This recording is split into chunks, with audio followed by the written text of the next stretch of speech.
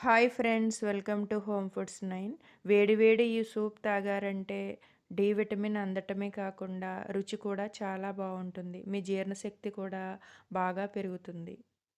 ముందుగా స్టవ్ మీద బాండిల్ పెట్టుకుని ఒక టేబుల్ స్పూన్ బటర్ వేసుకుని, బటర్ వేడైన తర్వాత ఒక హాఫ్ టేబుల్ స్పూన్ జీలకర్ర, సన్నగా తరిగి పెట్టుకున్న అల్లం, సన్నగా తరిగిన వెల్లుల్లి వేసుకుని దోరగా వేయించుకోండి.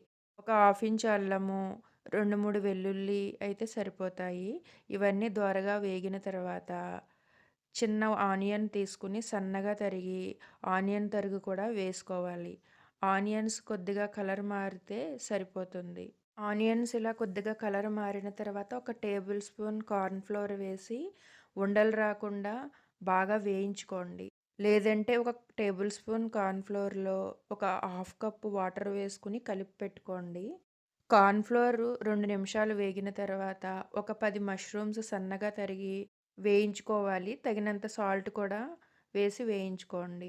కార్న్ ఫ్లోర్ ఇలా డైరెక్ట్‌గా కాకుండా నీళ్ళల్లో కలిపి కూడా వేసుకోవచ్చు. మష్రూమ్స్ ఒక 5 మినిట్స్ వాటర్‌లో ఉడికిన తర్వాత కార్న్ ఫ్లోర్ వాటర్‌లో కలుపుకొని వేసేసుకొని 10 నిమిషాల పాటు ఉడికించుకుంటే సరిపోతుంది. తగినంత మిరియాల పొడి కూడా వేసుకొని వేయించుకోండి.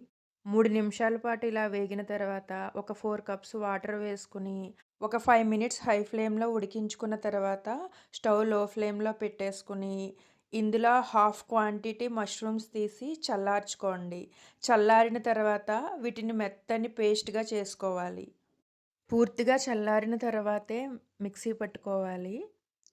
ఇలా మెత్తగా మిక్సీ పట్టుకున్న తర్వాత దీన్ని ఈ సూప్‌లో వేసేసి బాగా కలపండి. అంతా కలిసేలాగా బాగా కలపాలి. ఈలోపు ఒక టేబుల్ స్పూను మిల్క్ క్రీమ్ తీసుకొని కొద్దిగా పాలు కానీ, నీళ్లు కానీ వేసుకొని పల్చగా కన్సిస్టెన్సీ వచ్చే వరకు బాగా కలుపుకోండి.